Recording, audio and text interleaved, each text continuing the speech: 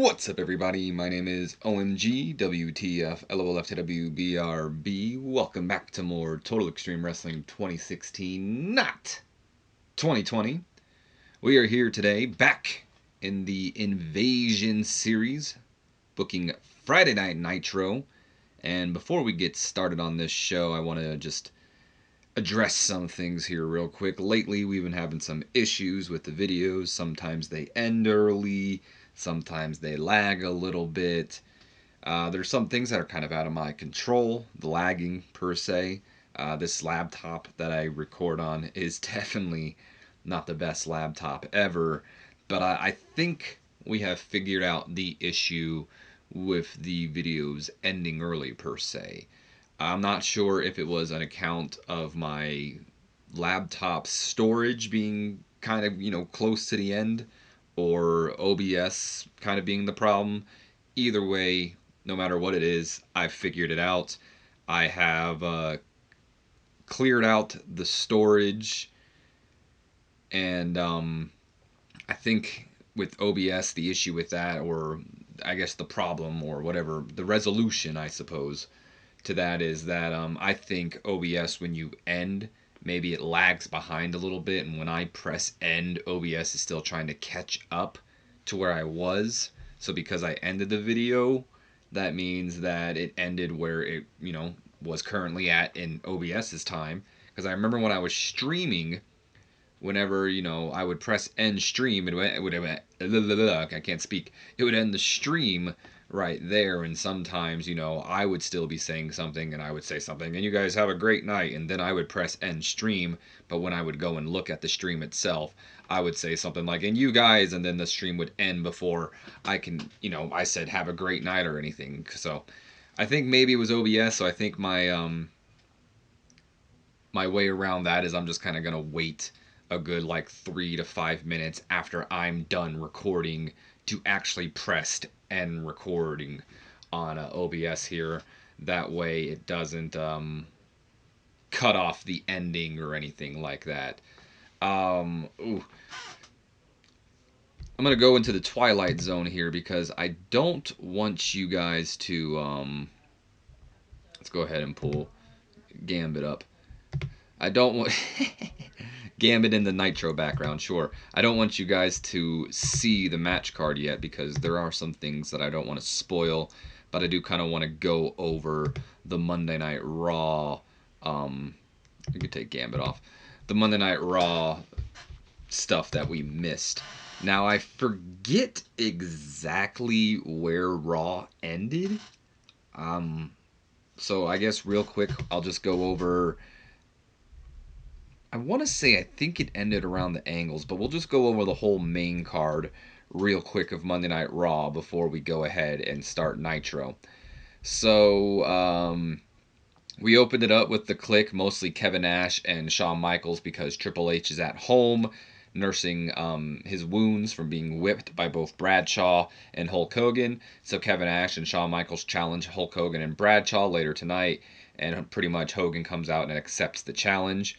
We then get a little pre-match promo from Gregory Helms and Molly Holly during the entrances for the next match, which is the Godfather and Tracy Brooklyn versus Helms and Molly Holly, which Godfather and Brooklyn went over. And then Gregory Helms and Molly attacked the Godfather, or should I say Helms attacked the Godfather, while Molly made Tracy watch until Val Venus made the save. Bradshaw then met up with Hulk Hogan, and he agreed to team with him. We then had a one-on-one match between Ron Simmons and Bubba Ray Dudley. I originally wanted it to be Rodney Mack versus Bubba Ray Dudley, but Bubba did not. He wasn't having. He wouldn't take a loss to Rodney Mack without a bunch of added thing. I don't even think he would have taken the loss even if I did make him look strong and protected him. So it was more of a bite the bullet, let Ron Simmons get the victory here. Then we have a little bit of an argument between Jacqueline and Jazz over who should be the one to challenge Trish Stratus. Of course, Jacqueline, being the number one contender, feels she is the rightful challenger. But Jazz, her argument being, I pinned Trish last week, maybe I should be the one to step up and challenge her. They are interrupted, of course, by Lita and Lufisto. Lita and Lou challenge Jazz and Jackie, and we have that matchup in which Lita and Lufisto win over Jackie and Jazz with a little bit of cheating on behalf of Lita, which Lufisto will call out a little bit later on. But before that, Devon apologized to Bubba Ray Dudley for costing him the match. Devon did get involved in the match, but instead of hitting Ron Simmons, he accidentally hit Bubba Ray Dudley. Who knows if that was on purpose or not. And then, like I mentioned a little bit before, Lufisto then questioned why Lita cheated in the match. We then have Matt Hardy cutting a promo introducing the world to who Shannon Moore is and celebrating his Hardcore Championship victory before he is interrupted by Sabu. And we have a Hardcore Championship matchup between Matt and Sabu, in which Matt Hardy retained the championship over Sabu with a little bit of a twist of fate on the steel chair. And I think Sabu is taken out for good, as you see with this angle right here. Also, we have the Angles defeating the Boogie Knights, so Kurt and Eric just getting some momentum on their side before, of course, Eric stepping out of line and saying that they're better than the Clique, which Kevin Nash and Shawn Michaels just so happened to overhear and took a bit of exception to. Rhino then made his return to Monday Night Raw to destroy Chris Rumbola before Goldberg also returns to Monday Night Raw and takes Rhino out in a vicious capacity and, in a way, kind of accepts his challenge. In fact, in the next angle, he does accept Rhino's challenge, and we know at the pay-per-view it'll be Rhino versus Goldberg in a no disqualification, street fight, pretty much hardcore matchup kind of thing. We then have our main event, which is Hulk Hogan and Bradshaw, which did actually take place. I know one of the things that I like to do with you guys is the Vince Russo swerve, where the main event is usually advertised, but something happens to where it doesn't happen. But no, this did happen. Hogan and Bradshaw teamed up to take on Kevin Nash and Shawn Michaels, and they won via disqualification because, surprise, surprise, guess who wasn't at home nursing his injuries? That man being Triple H. And of course, Triple H, Kevin Nash, Shawn Michaels all attempt to put the beat down on Hogan and Bradshaw until the Angles appeared. Eric and Kurt Angle appeared, and they gave the assistance to Hulk and Bradshaw, and chased off the Clique. And it looks like now Hogan's got he's got the numbers on his hand as Monday Night Raw ended with Hogan and company standing tall. So real quick, let's go to the Twilight Zone one more time, and we will bring this up. Also, I meant to actually record this video beforehand, but I guess it doesn't matter. I'll record it afterwards, but the video will be uploaded before Nitro. It's going to be kind of just questioning you guys a little bit more on TNA. I know I held a... what was I going to say? A poll, but I never made a video about it, so I think I'm just going to give you guys one more chance before we go ahead and start booking TNA. But let's go ahead, we'll take off Nitro here, and let's go ahead and run the show now that we are like, what? I keep clicking the wrong thing. 8 minutes in? Yeah. Maybe I'll put in the comment section, skip 8 minutes ahead if you want to avoid all the talking into the actual show. Either way, let's run the show here and take a quick drink. I was going to say, let's just reveal the whole show to everyone, TEW. Take your time. Oh, hold on. This is up in the background. Let me... What the... Sorry, guys. You're getting a lot of backstage stuff here. All right, there we go. Take a drink of some of our Monster Energy here. That is not going to hydrate us, but I still got work tonight, so... Anyway... 54 C- rating to open up our pre-show here. We have a pre-show bout which Jamie Noble takes on one of our developmental talents, Paul London. Just kind of a way to help get Jamie Noble some more momentum here in, on Nitro. Terrible wrestling. Wow. Non-existent crowd heat. Jamie Noble defeats Paul London in 6 minutes, 28 seconds with a diving leg drop after Nydia interfered. So, of course... Nydia, being the girlfriend of Jamie Noble, of course, always coming to his aid. Paul London with an in-ring performance of a 30, Jamie Noble with a 59. I don't know Paul London's popularity, but I do believe he's one of the more promising guys. Him and Brian Kendrick are constantly the the highlights of NWA Wildside. Their matches usually are the best matches, and they're usually the ones like singled out by like the TEW.com thing, where it's like Paul London was the star of the show or something like that. So moving on, we have a quick little angle here, which gets a 61 solid C rating here. This is a last minute angle I put in. I didn't really feel like writing it out. I can just recite it to you myself. So Frankie Kazarian's in the ring, and the High Rollers, Easy Money, Reno, and Gail Kim, of course, make their way to the ring. Before the match can take place, though, Easy Money decides to make a little bit of a bet with Frankie Kazarian. Of course, Easy Money is a bit of a gambler, a hustler, say what you want. And Reno, being a former kickboxing champion, Easy Money makes a bet with Frankie Kazarian saying, you know, if you can last 5 minutes with Reno, I'll pay you, let's say, $10,000. But if you lose, you pay me $10,000. Maybe $10,000 is a bit much because we are talking about Frankie Kazarian here. But it is a way to make Easy Money kind of look like a high roller. He's got a lot of money, and Reno is kind of the guy he bets on. Reno, being like the former kickboxer, is supposed to be this intimidating guy now in a wrestling world where, you know, MMA guys, kickboxers, people who are, you know, in the fighting world. I mean, I'm not trying to outright say wrestling, you know, is the F word here, but that's kind of the perception here. Reno's a real kind of fighter, and he can take on anybody. So it's kind of like a rigged bet in a way where it's obvious who's going to win. So that's kind of the gimmick I'm running with Easy Money and Reno here. So here we have the match itself, Reno versus Frankie Kazarian, 35E plus rating. And an abysmal pre-show matchup, Reno defeats Frankie Kazarian in 3 minutes 10 seconds by submission. You would think, you know, being a kickboxer, you just knock him out, but whatever, we'll go submission, that's fine. Gail Kim doing some good work ringside. Reno getting better at his gimmick. The announcing quality, all that's good stuff. Frankie Kazarian had a 24 in ring performance, and Reno with a 42. I believe Kazarian's one of our developmental talents as well. No worker improvements. And finally, our main event of the pre-show gets a 49D plus rating, which SOS, two of our developmental talents as well, Brett Sanders and Andy Anderson, get the victory, or excuse me, take on Head Chop with a 49D plus. I already mentioned that. Pre-show bout that had terrible wrestling and non-existent crowd heat. Head Chop defeat SOS in 8 minutes 8 seconds. When Funaki defeated Andy Anderson. Okay. With a Fisherman Buster. Really? Okay.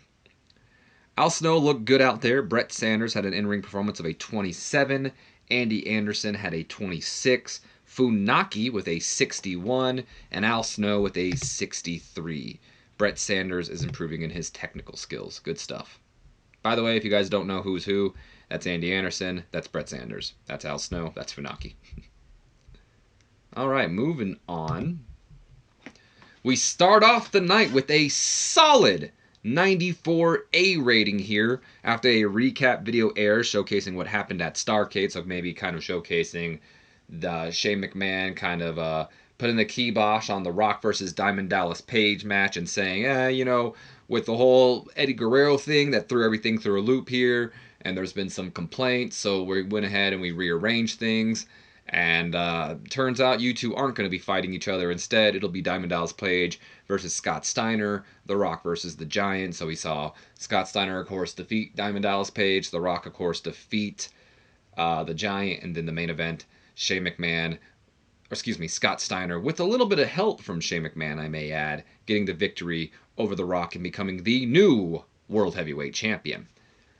The show opens up with Shane McMahon and Stacy Keibler already in the ring, and Shane McMahon takes to the mic. Ladies and gentlemen, it's my pleasure to introduce to you the new World Heavyweight Champion, Big Papa Pump, Scott Steiner. And then the woo, holla, if you hear me. Scott Steiner's music hits. Out comes the new World Heavyweight Champion alongside his brother Rick Steiner. And once in the ring, Shane and Scott shake hands before Scott takes to the mic. Mind you, I don't think I put it in the description here, but the ring is kind of set up for this celebration of Scott Steiner's World Heavyweight Championship reign. The beginning of the reign, I should say. So Scott Steiner takes to the mic. Look, Shane, I appreciate what you've done here. And Stacy, you're looking damn good tonight, mama. But, where's everyone else? You know, well, Perfect had requested a vacation, after taking care of Ric Flair last night, and, well, I gave that to him, and, yeah, you know what?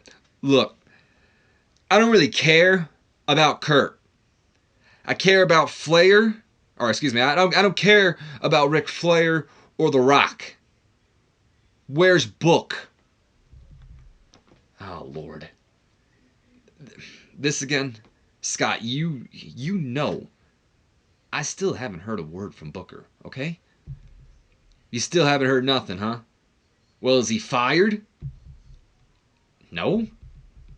And why the hell not? Not only has he ignored your every attempt to contact him, he hasn't shown up to work for weeks, including missing Starrcade.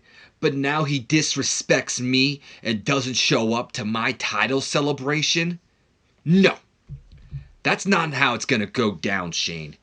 You find a way to reach Booker by the end of the night, or I'm beating someone's ass tonight. Come on, Scott. Can't we just celebrate? I mean, why does it matter if Book's here?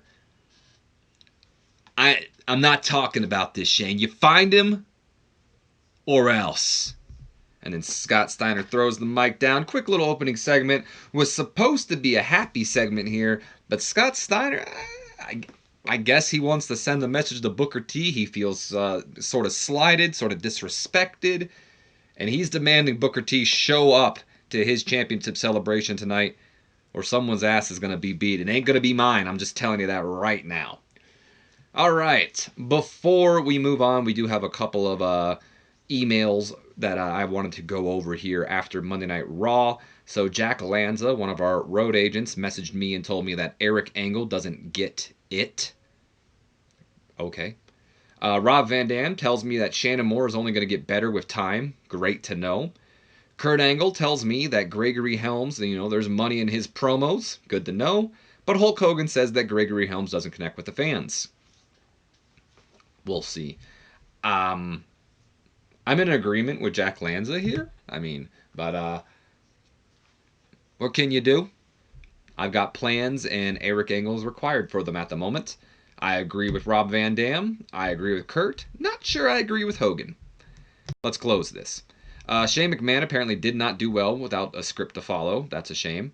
Apparently, neither did Scott Steiner. Thanks, guys. You're so insistent that you must. I can't have a script. I need to go out there and just go off the tongue. But yeah, thanks, guys. Thanks. Stevie Ray was pretty weak. Thank you, Stevie Ray. Show was off to a strong start. Got the crowd hotter. And any worker improvements? No. Moving on. We have our opening match of the night. You may remember from the Sunday Night Heat Super Show that we had a Cruiserweight Battle Royal with the winner getting a shot at the Cruiserweight Championship at Nitro. Chavo Guerrero Jr. won that matchup, and here is that matchup. 67 C+ rating, and about that had decent wrestling, but didn't have much in the way of heat. Rey Mysterio Jr. retains the championship over Chavo Guerrero Jr. in 13 minutes, 16 seconds with a springboard hurricanrana, making his third defense of the Cruiserweight Championship. Looking back, maybe I should have probably advertised this match like after the whole Scott Steiner thing, like, oh, well, coming up next, the Cruiserweight Championship is on the line. Not that it matters too much, but just kind of thinking about it right now. But no dirty tactics, no nothing, just a straight up match. I wanted this kind of be like a highlight for Chavo Guerrero Jr., and a chance for Ray to show off his skill without, someone running in and jumping him from behind or whatnot, or it being a multi-man match. So just kind of thought this would be a good showcase of both their skills and maybe a preview of the future here in the Cruiserweight division. Nonetheless, 67 C+ rating. Chavo had an in-ring performance of a 65. Rey Mysterio with a 68. No worker improvements.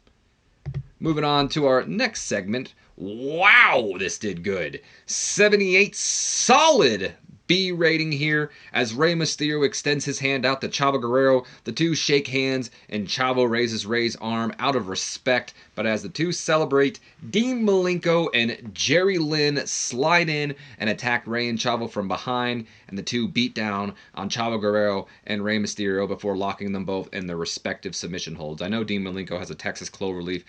I'll be honest to you guys, I'm really kind of completely ignorant towards who Jerry Lynn is. And unlike someone like Canyon, who I really didn't know much about before starting this Invasion series, I'd consider myself actually a big Chris Canyon fan now, whereas Jerry Lynn, he just doesn't do it for me. So there's not much I can get in with Jerry Lynn, and I know he's like a technical kind of guy. I know he also does like the high-flying thing too. He's a bit of an all-rounder. I just don't know what submission hold he'll do. So whatever submission hold Jerry Lynn does, that's what he's got locked in as well. I didn't mean to go on a rant about Jerry Lynn there. And it's not that that's affecting my booking here, because obviously I'm trying to book him, or, push him and book him now. It's just, I don't know much about Jerry Lynn, and I'm not going to try to pretend like I know a whole bunch about him. Nonetheless, so despite the referee's demands, Lynn and Malenko refuse to let go of the holds on Chavo and Rey until the arrival of both Billy Kidman and Eddie Guerrero, the uncle to Chavo Guerrero. They both run down towards the ring and chase them off. If you remember, Eddie made his return at Starrcade and cost the Giant the match against The Rock, actually. So I think it was both Chavo and Eddie. And from what I heard, the Giant is not going to be on Nitro here tonight, but I don't think the Giant is done with Eddie Guerrero. But Latino Heat is back, and he joins forces with Billy Kidman to come down and save Chavo and Rey Mysterio from the beatdown of Dean Malenko and Jerry Lynn. And as the two make their way up the ramp, Eddie Guerrero takes to the mic. Olale, ole, olale! Hold on a minute, man! That's a horrible Eddie. Disrespectful. I thought you two were looking for a fight. Billy and I, we're looking for a fight, Holmes. So since you two are already warmed up, and Billy and I can still walk, why don't we fight, man? Horrible.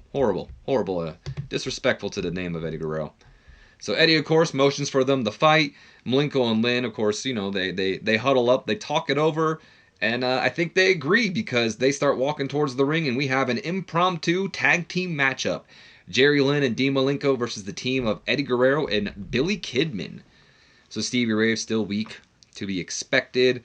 This angle got the crowd hotter, which, I'll be honest, never would have expected. But Eddie Guerrero has got some star power, so I'm assuming he carried this himself. Rey Mysterio was good. Apparently Jerry Lynn was dreadful. Eddie Guerrero was good, and the gained heat for the Cruiserweight storyline. Jerry Lynn is improving in his acting as well. So, all in all, good stuff. So we go to that tag team matchup, which gets a freaking 80 solid B. What? Okay. So an 80 solid B, and about that had decent wrestling, but didn't have much in the way of heat. Dean Malenko and Jerry Lynn get the win over Eddie Guerrero and Billy Kidman in 10 minutes, 30 seconds, when Jerry Lynn defeated Billy Kidman by submission with a cross arm breaker after blatantly cheating. So, I don't know, maybe Torrie Wilson, something happened there, or Jerry Lynn kicked him in the gonads, or I don't know. He did something. He cheated. He got the submission in. I'm not really sure how that really works. Nonetheless, Malenko and Lynn continue on getting some crazy momentum here in the Cruiserweight division and getting a huge victory over Eddie Guerrero here tonight. I mean, Billy Kidman too, but mostly Eddie Guerrero. Of course, in terms of in-ring work, Eddie Guerrero was head and shoulders above everybody else here. Something interesting here to note, Eddie and Billy Kidman have excellent chemistry with each other. Now, mind you, Chavo Guerrero and Eddie Guerrero, who is a real-life team, have negative chemistry with each other. But Billy Kidman and Eddie Guerrero have positive. Am I going to have to team Billy Kidman and Eddie Guerrero? Like, normally whenever I have, someone who has excellent chemistry, I usually pair them up. Damn. The only problem is I've got plans for Eddie in the single division, so do I go along with this and push them as a team, or I mean, we do need teams. We'll see where it goes. Anyway, Billy Kidman, wow, 73 in ring performance for Billy Kidman. Eddie Guerrero with an 84. Jerry Lynn with a 60, and Dean Malenko with a 66, gaining some more heat. What's the shame here is that's going to go way down after Eddie Guerrero drops out of this storyline. Billy Kidman is improving in his performance, so all in all, good stuff. Excellent chemistry. Who would have thought?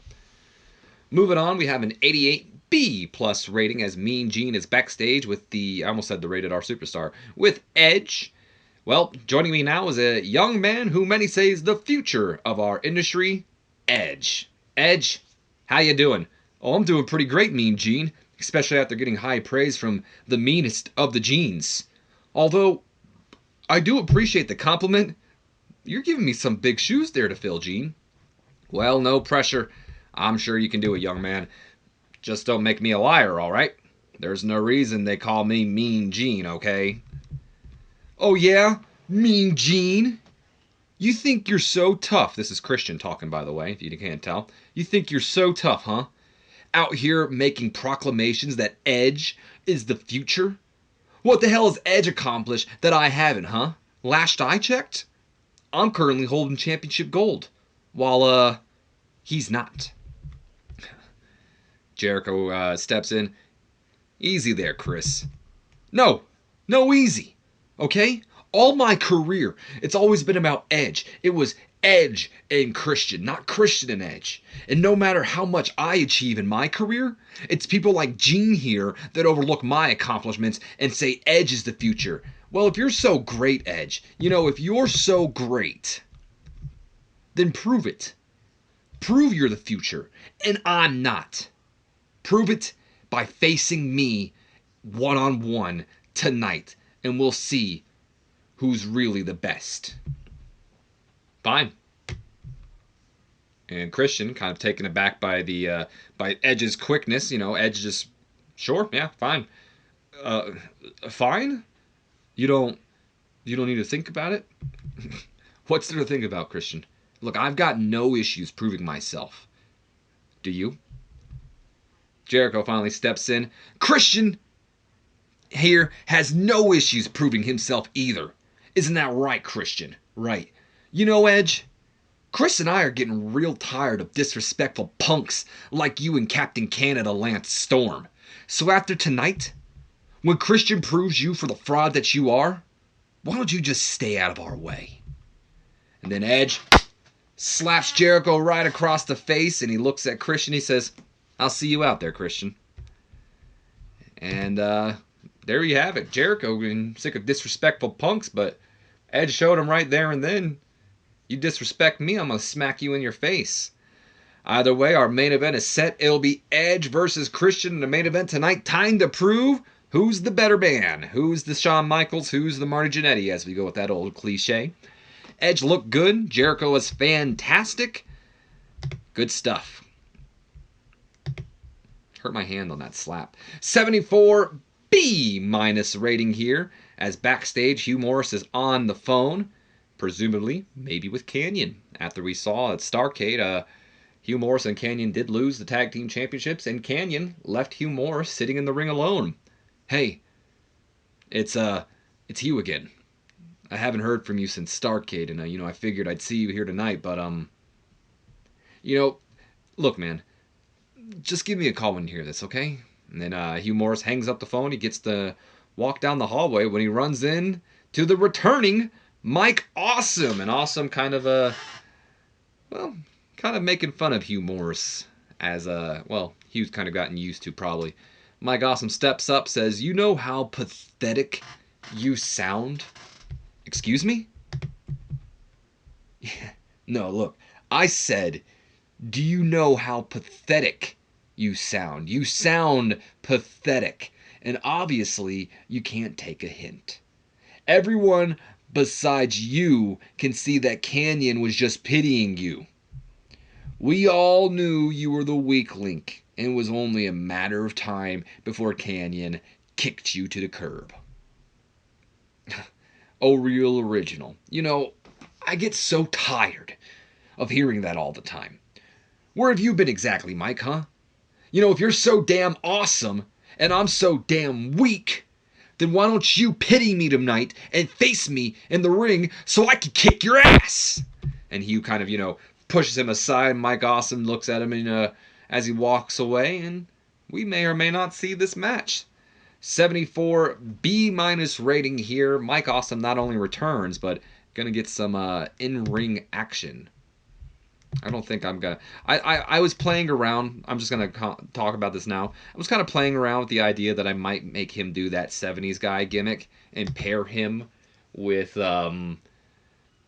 Kelso Courageous and Dizzy Hyde and the Afternoon Express, and maybe have them form a stable. I'm not exactly sure if I'm gonna do that. I might just keep him as Mike Awesome, but that's what that was. So again, I'm not committing to this yet, but it was something that I was thinking of doing. Anyway, no worker improvements. Let's move on. So we have the matchup as we return from commercial break. Canyon is not supposed to be there, so ignore that he was at ringside. I have him as Hugh Morris's manager, so that was a mistake. 71 B- rating here in a decent matchup. Hugh Morris defeats Mike Awesome in 10 minutes 25 seconds with a freaking power bomb. Holy crap! Hugh Morris, meaning business here tonight, gets a victory as well over the intimidating. I got hiccups. I'm sorry, guys. The intimidating Mike Awesome. So again, ignore Canyon and also ignore this because I don't know if I'm committing to that now. I hate hiccups. Hugh Morris with an in-ring performance of a 68. Mike Awesome with a 56. Wow, this did pretty good for not only Mike Awesome returning, but both of them being below the actual match rating. Good stuff. No, we're good. Oh boy. Well, I don't think we're going to be doing anything with Mike Awesome because apparently rehab does crap for Mike Awesome because it became pretty clear that Mike Awesome was wasted on drugs and it really affected his performance. Thanks, Mike. You might get fired, actually. 73 B- rating as backstage at catering, Diamond Dallas Page spots a group of new call-ups to Nitro, and those new call-ups are the previously mentioned High Rollers from our pre-show tonight, if you remember them. Easy Money, Reno, and Gail Kim. DDP approaches them and he says, "Hey, you guys must be the new guys. DDP, nice to meet you.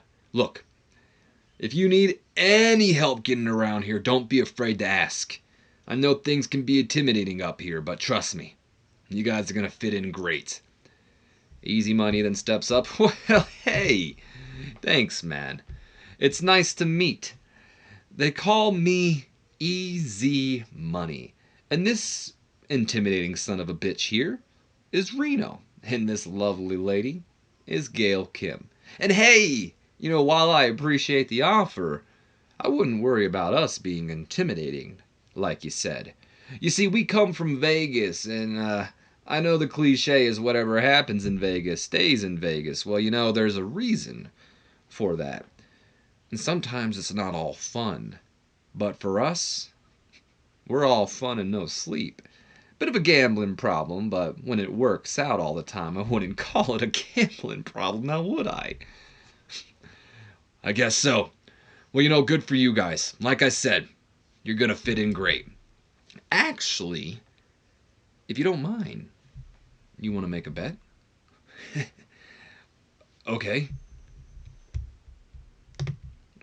Let me pull up my handy dandy notepad here. So where I keep all my my deals, I guess. I don't know. Anyway, DDP continues. "What's the deal?" "Easy. A guy like me is looking to make an impact around here. And beating a former world champion like yourself would be one hell of a debut. Look, kid, maybe someday. Not today, though." "Why? Scared you're gonna lose?" I mean, it's understandable. Getting up there in years, wouldn't want to lose to a young upstart, right? What did you just say? I said you're old. There's a reason why I challenged you and not someone like, I don't know, The Rock. My odds of beating you are way better than beating any other former world champion. I mean, the writing's on the wall. Your best years are behind you, are they not? You know what? I will take that bet. But I don't need anything in return. The greatest prize ever is going to be seeing the look on your face when this old man puts you in your place, punk. And then as I hurt my hand again, another slap across the face, this time to Easy Money, courtesy of DDP. And the bet has been taken. Easy Money looking to make an impact here tonight and get a victory over a former world champion and a future Hall of Famer in the likes of Diamond Dallas Page. Can he do it? Diamond Dallas Page was a real star in this segment. Easy Money was very underwhelming, and it starts our new storyline called Gambling on the Future. Also, Easy Money is developing better performance skills. Good stuff. We move on to our next segment, which is the match between Easy Money and Diamond Dallas Page. 66 C+ rating and a decent matchup here. Diamond Dallas Page defeats Easy Money in 6 minutes 10 seconds after Easy Money was disqualified when Reno ran in and attacked DDP. So DDP didn't beat Easy Money with a 1-2-3, but it looked like things were going DDP's way, and Reno not looking to see his buddy. And if I'm gonna say it, I'm gonna say it, I guess. His meal ticket, in my opinion, because I'm pretty sure Reno's getting some of that money on the side from Easy Money. Nonetheless, Reno jumps in there, attacks DDP from behind, and DDP gets the victory, but it looks like Easy Money and Reno may be getting the last laugh. Color commentary gave this match a boost. Hey, for the first time ever, Stevie Ray didn't affect something. Easy Money had an in-ring performance of a 52. Good stuff. That's promising. In fact, I think Easy Money is actually very promising. I think I was looking at his a lot of his stats and whatnot, and not only has he improved really quickly over time, but he just seems like he's just very promising, I think. And if booked right, he could be a pretty good mid-carder to upper mid-carder and potential main eventer. Easy Money with a 52, Diamond Dallas Page with a 76. No worker improvements as we move on to our next segment here with a 72 B- rating with a freestyle. I was actually about to read that out like, you know, it was my writing. I was going to be a freestyle segment called Sting Saves DD, but anyway, this is just a freestyle segment because it's pretty self-explanatory. Diamond Dallas Page is getting the beat down courtesy of the High Rollers, Easy Money and Reno, who are looking to make an impact. I mean, he may not have gotten the actual victory over DDP, but if you take out a former world champion, that's just as much as making an impact as beating a former world champion. Nonetheless, though, the lights go out, and when they come back on, the Stinger, it's Stang! Sting's in the ring and has his baseball bat. Probably Reno goes running at him and gets a bat to the gut, and Easy Money quickly slides out of the ring, wanting nothing to do with Sting, as the High Rollers kind of retreat, and Sting helps DDP back up to his feet. So Diamond Dallas Page is getting better at his gimmick. That's cool. Reno is getting better at his gimmick. That's promising. And gained heat for the storyline here. This is actually kind of promising. I'm not going to lie. This was the segments I was looking forward the most because, like I mentioned before, Easy Money has some potential. I haven't done a lot with Easy Money, Reno, or Gail Kim on Heat, so it's kind of like they get a blank slate too. They're not affected by my booking on Heat. And they're really kind of capitalizing on it. Like, Reno's improving in his gimmick with every chance he gets. Easy Money put on a pretty decent debut matchup against Diamond Dallas Page. The promos and the angles are going great. I mean, nonetheless, I mean, they are in the ring with two of the top talents, but that's kind of the point. Put them in the ring with two of the top talents and kind of get eyes on them and then go from there. So jumping back, we got a 77 solid B rating as Mean Gene is now backstage with Diamond Dallas Page and Sting, most likely back from a commercial break. Well, it's a ruckus back here, but joining me now at this time is Diamond Dallas Page and Sting. DDP quickly takes to the mic. I'm sorry to take over, Mean Gene, but I'm going to explode if I don't get this out now. Easy Money, I tried to be the veteran role model, gave you advice and a helping hand, and despite you slapping my hand away, I still gave you an opportunity to prove yourself here tonight. And instead of taking advantage of the opportunity, win or lose, you and your partner decide you wanted to send a message. Well, guess what? Message received. Now I've got a partner of my own, and next week, if you two really want to prove yourselves, then you'll step in the ring with the Stinger and DDP, and we'll see what you're really made of. It's showtime, boys! Woo! See you next week. And the challenge has been made. We'll see if the High Rollers accept that challenge for next week. Nonetheless, this Gambling on the Future storyline is looking promising. All right, moving on. Next, we got a 59 solid C rating here as Sir Steven Regal is taking on one of our developmental talents, the Navajo Warrior.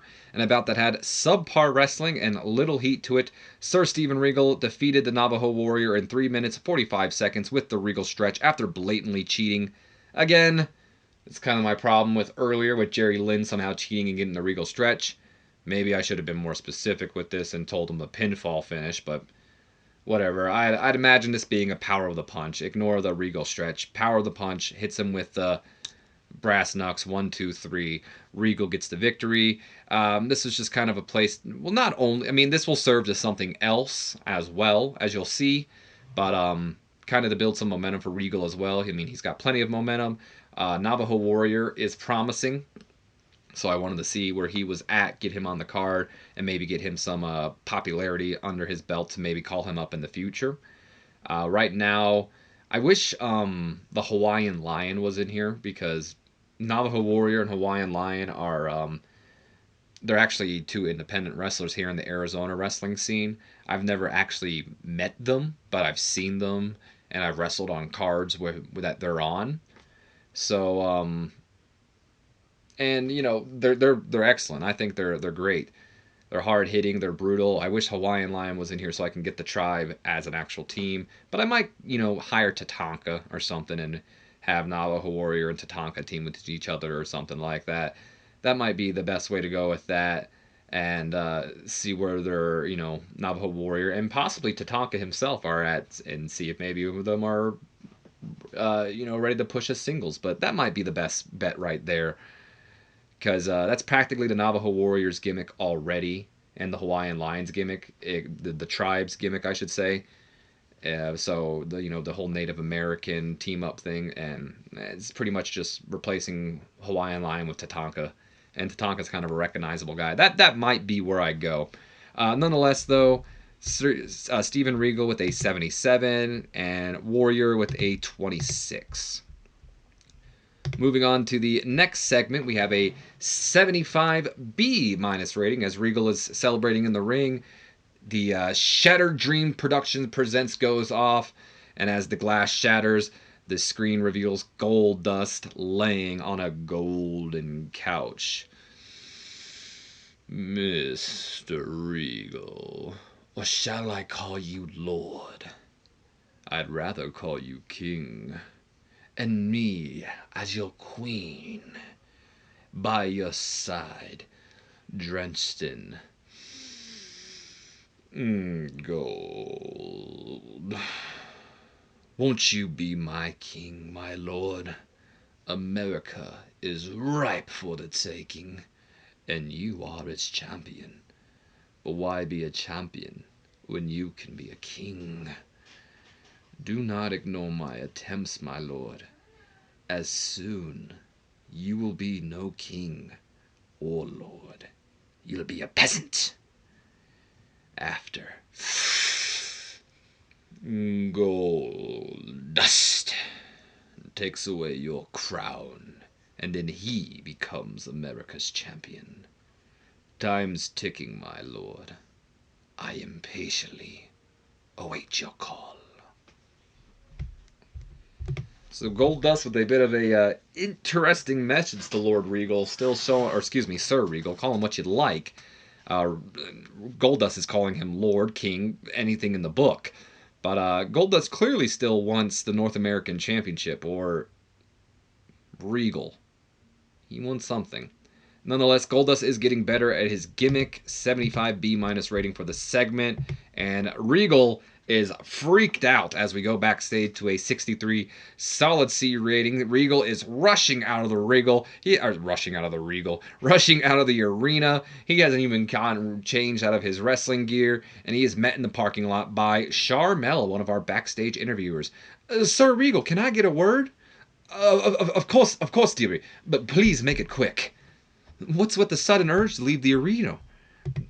This doesn't have to do with what we just saw with Goldust. Are you going to respond?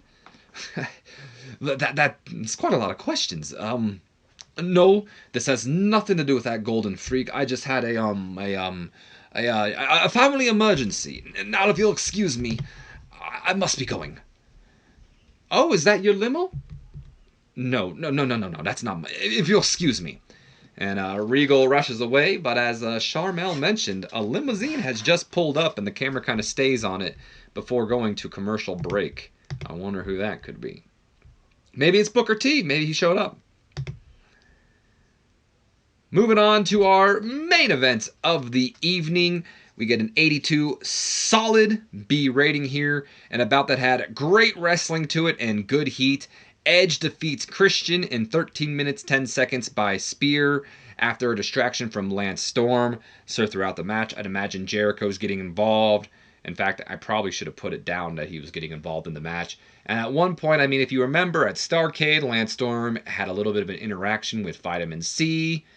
And not the best interaction. In fact, it seems like Lance Storm took a bit of an exception to what Jericho and Christian said to him that night. And tonight, Jericho also name-dropped Lance Storm, saying he was tired of disrespectful punks like Edge and Storm.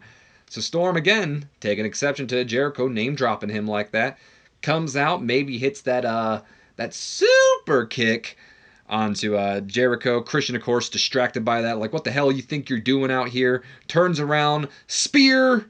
Edge gets the victory over Christian after a 1-2-3. Christian is getting better at his gimmick. Edge had an in-ring performance of an 86, and Christian actually outperformed Edge with an 88. Would you look at that? And no worker improvements. And while the next segment isn't going to be this, because I really didn't feel like I needed to make a segment about this, I'd imagine as, Edge is celebrating and his music is going off, him and Lance Storm kind of like have a stare down as Lance Storm is walking back up the ramp, pointing at Edge or something, and Edge is like looking at him like, oh, okay, whatever, like Lance Storm saying like, you owe me one or something like that. Either way, clearly playing off of Edge and Lance Storm's history from each other. Edge is a bit hesitant of Storm, and Storm just kind of looking at him like, you know what, you owe me for that, blah, blah, blah. So anyway, we go to our main event of the evening. I guess it's not a main event, but angle of the evening. Main angle of the evening. 99 A-star rating. A perfect... Well, actually, it's not perfect. I think there's actually a 100. But almost perfect. We're 1 point off. It's probably Stevie Ray and Mike Tenay. Thanks, guys. 99 A-star. Back from our commercial break, once again, the ring is decorated for Scott Steiner's championship celebration. Shane McMahon, Stacy Keibler, and Rick Steiner are all already in the ring, awaiting the arrival of the new World Heavyweight Champion.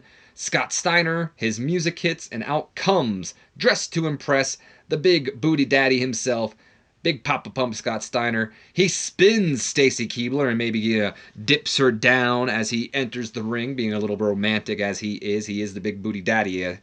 He's being showered by beer by Shane McMahon and his brother Rick. They're, shaking up the bottles and letting them spray on them. It's a celebration, for crying out loud.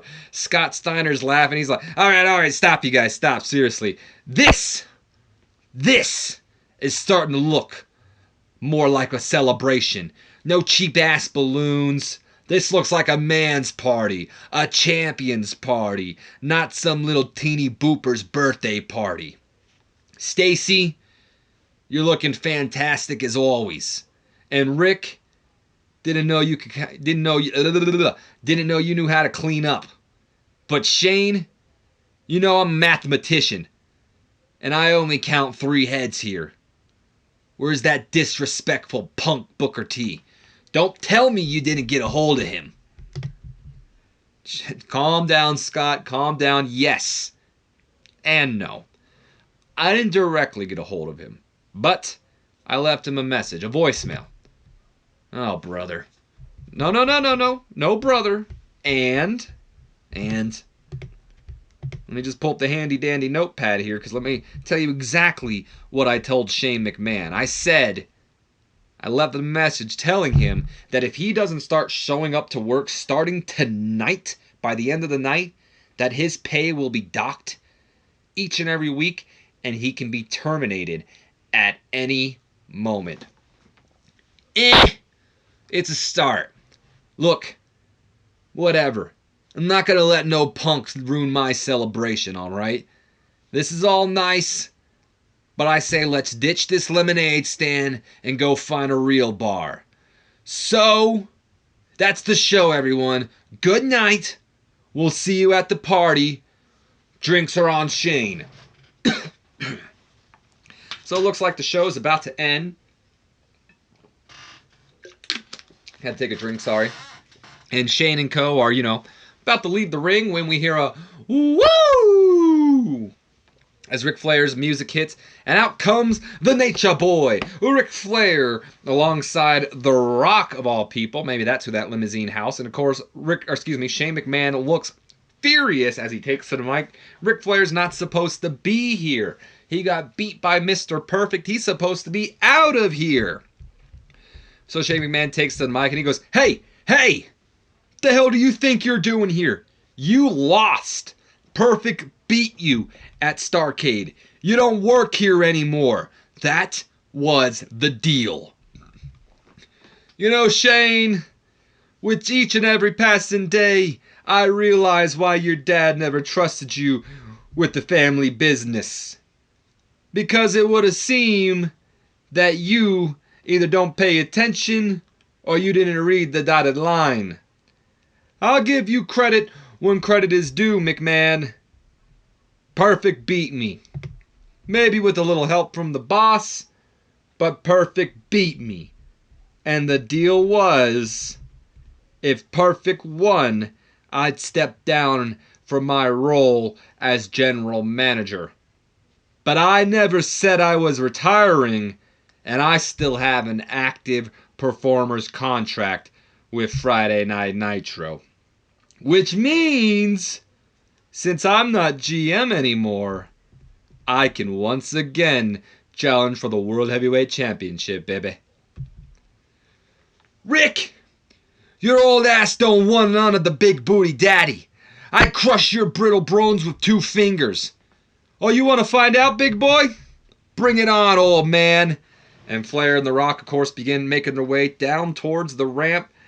Stacy, of course, gets out of the ring because she ain't dealing with this. The Steiner brothers stand ready for a fight with The Rock and Ric Flair. They're not backing down when Ric Flair, all of a sudden, is hit in the back with a steel chair. And Scott Steiner turns to see who just hit his brother. And it's Booker T! It's the Booker Man, y'all! Can you dig it? I don't know if you guys have ever listened to the WWE original CD, but Booker T has a song, and that's how it starts. He goes, Kids, the Booker Man, y'all. Can you dig it? Anyway, Booker T, of course, tries to hit Scott. Excuse me. Let me reverse that around.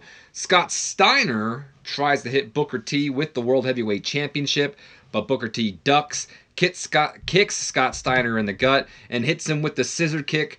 And then he talks crap, holding up the World Heavyweight Championship, talking down to Scott Steiner, yada, yada, yada, while the show goes off the air with Ric Flair and The Rock mocking Shane McMahon and Stacy Keibler as they look on to see Booker T standing tall in the middle of the ring, posing with the World Heavyweight Championship over a downed Scott Steiner and Rick Steiner. Let's go ahead and... Actually, we can get rid of all that, too. So let's save that, and before we end off the show, Shane McMahon, of course, did a masterful job improvising with the crowd, better this time than last time. Scott Steiner improvised well as well, good stuff. Mike Tenay and Stevie Ray did not do too well. Shane McMahon looked good, Scott Steiner came across well, Rock looked excellent, Booker T was good. Good stuff, all and all. Let's go ahead and handle changes, and we will officially complete Booker T's turn. Oh, come on. Are you kidding me? He went from having a freaking great gimmick as the Hustler to a below average gimmick as the Sucker. Whatever. Turn was a complete success. Booker's probably going to be mad that his turn didn't go too well, or his gimmick change didn't go too well. I'll have to probably pay him off for that. Stacy Keibler is getting better at acting. Good stuff. Let's go ahead, end off the show, and we get ourselves an 86 B plus rating. We didn't lose any fans, but we also didn't gain any. Apparently, Jerry Lynn was slightly overused, which is funny. Like, how was Jerry Lynn slightly overused, but not Easy Money and Reno? But, whatever. Nonetheless, that is going to be the end of the episode. Normally, I would continue on and let you guys see what's going on after that. You know, what's going on in the real world. But the video kind of lags, and it really just looks ugly, and it falls behind. I don't know if you guys are too keen on that. So I think I'm just going to stop doing that, and what I did with the notepad, kind of highlight like the highlights. Like if somebody emails me telling me somebody's great or somebody sucks, somebody dies, some company hires somebody. But that's going to be the end of the video. Hope you guys have enjoyed. If you have, do me a favor. Leave me a comment, like, subscribe if you haven't already. And as always, my name has been OMG, WTF, LOLTWBRB. Don't forget to share this video with your friends, your Facebooks, your Twitters, your Instagrams. I don't give a damn. Anybody you feel would enjoy my content, give them a share. Help your homeboy get some new subscribers up in this bitch. And as always, I will see you guys in the next video. So until then, have a great day. And remember, the video is probably going to go off for another 3 to 5 minutes. Nothing is happening at the end of this video. I'm just doing it to avoid the video ending early. So until then, I'll see you next time. Have a good one, guys.